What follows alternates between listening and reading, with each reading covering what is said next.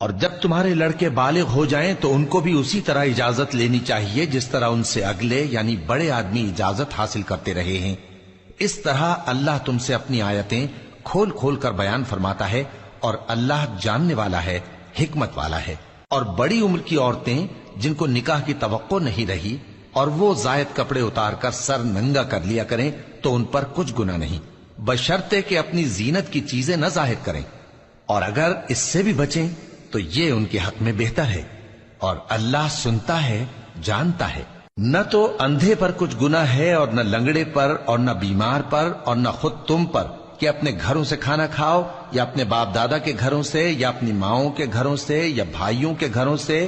یا اپنی بہنوں کے گھروں سے، یا اپنے چچاؤں کے گھروں سے، یا اپنی پھوپھیوں کے گھروں سے، یا اپنے ماموؤں کے گھروں سے، یا اپنی خالاؤں کے گھروں سے، یا اس گھر سے جس کی کنجیاں تمہارے ہاتھ میں ہوں، یا اپنے دوستوں کے گھروں سے۔ اور اس کا بھی تم پر کچھ گناہ نہیں کہ سب مل کر کھانا کھاؤ یا جدا جدا۔ پھر جب گھروں میں جایا کرو تو اپنے گھر والوں کو سلام کیا کرو، یہ اللہ کی طرف سے مبارک اور پاکیزہ تحفہ ہے۔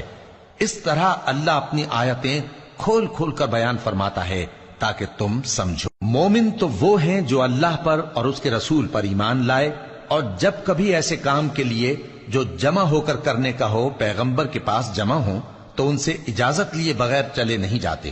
اے پیغمبر، جو لوگ تم سے اجازت حاصل کرتے ہیں وہی اللہ پر اور اس کے رسول پر ایمان رکھتے ہیں، سو جب یہ لوگ تم سے کسی کام کے لیے اجازت مانگا کریں تو ان میں سے جسے چاہا کرو اجازت دے دیا کرو، اور ان کے لیے اللہ سے بخشش مانگا کرو، کچھ شک نہیں کہ اللہ بخشنے والا ہے، مہربان ہے۔ مومنو،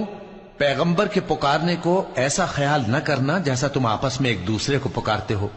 بے شک اللہ کو وہ لوگ معلوم ہیں جو تم میں سے آنکھ بچا کر کھسک جاتے ہیں۔ تو جو لوگ ان کے حکم کی مخالفت کرتے ہیں ان کو ڈرنا چاہیے کہ ایسا نہ ہو کہ ان پر کوئی آفت پڑ جائے یا تکلیف دینے والا عذاب نازل ہو۔ دیکھو، جو کچھ آسمانوں اور زمین میں ہے سب اللہ ہی کا ہے، جس طریق پر تم ہو وہ اسے جانتا ہے، اور جس روز لوگ اس کی طرف لوٹائے جائیں گے تو جو عمل وہ کرتے رہے وہ ان کو بتا دے گا، اور اللہ ہر چیز سے واقف ہے۔